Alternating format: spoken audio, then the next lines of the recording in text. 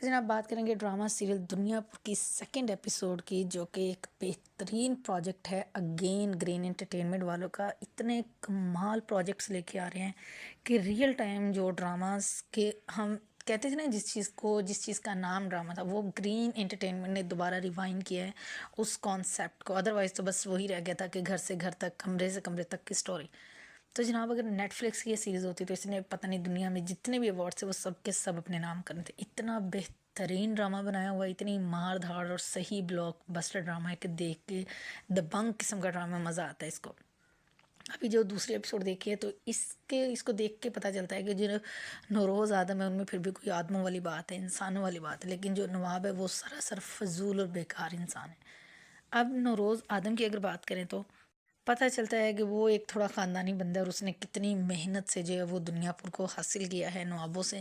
اور نوابوں سے جو گری ہوئی حرکت ہو سکتی ہے، جو گری ہوئی بات وہ کر سکتا ہے، نواب وہ کرتا ہے۔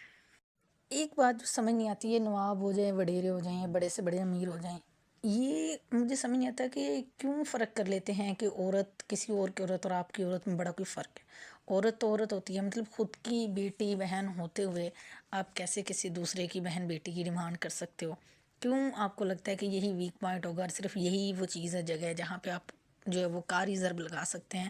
اور جو ہے وہ یہیں پہ آپ اپنے دشمن کو جو ہے وہ زیر کر سکتے ہیں؟ یہ صرف اور صرف کم ظرف لوگ ایسا کرتے ہیں، ورنہ جو خاندانی لوگ ہوتے ہیں وہ کبھی بھی عورتوں پہ بات نہیں کرتے، اور جو کم ظرف ہوتے ہیں وہ سب سے پہلا نشانہ ہے ان کا کیا ہوتا ہے؟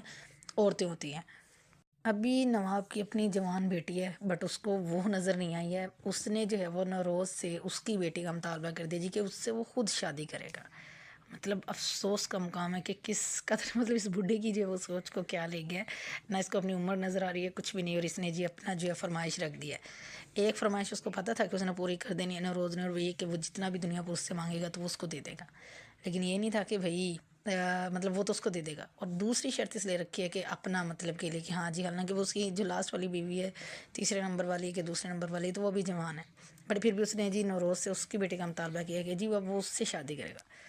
تو لیٹ سی کہ نوروز اپنے بیٹے کو بچانے کے لیے اگر دنیا پر دے سکتا ہے تو وہ اپنی بیٹی کی شادی اس بڈھے سے کرے گا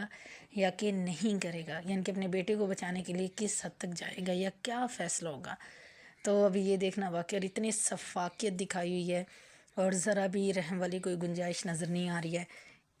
اور اگر انسپیکٹر صاحب کی بات کریں تو بڑے شوق سے آئے تھے وہ یہاں پہ، جو ہے وہ اپنا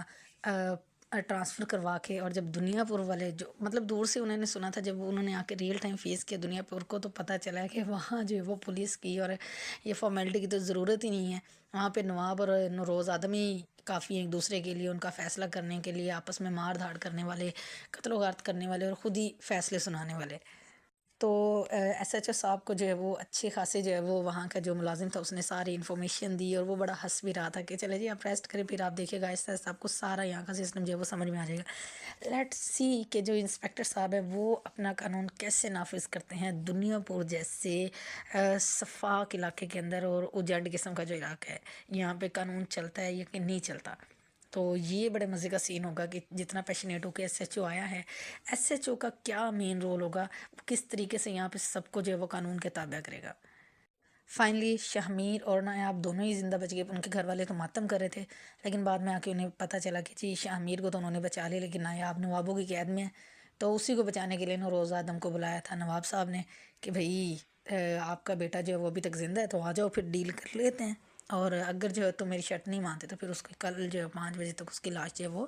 لے جانا۔ تو لیٹس سی کہ نوروز اب کیا کرے گا۔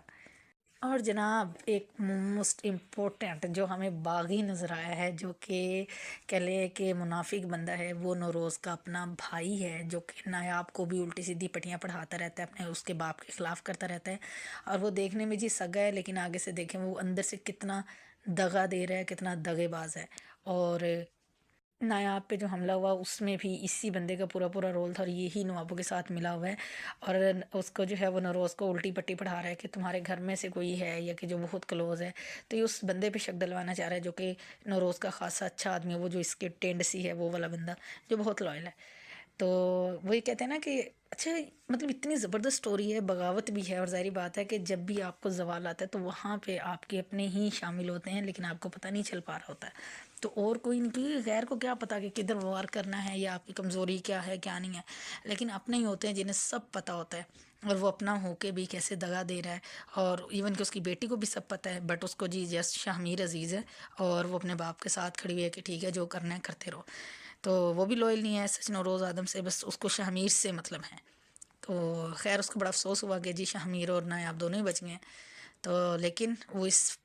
کوشش کے اندر ہے کہ دونوں ہی نواب اور نوروز آپس میں لڑ کے مر جائیں، اور میرے لیے جب میدان صاف ہو جائے، میری جگہ خالی ہو جائے، تو میں جا کے جو آرام سے پورے دنیا پر پہ جو وہ حکومت کروں۔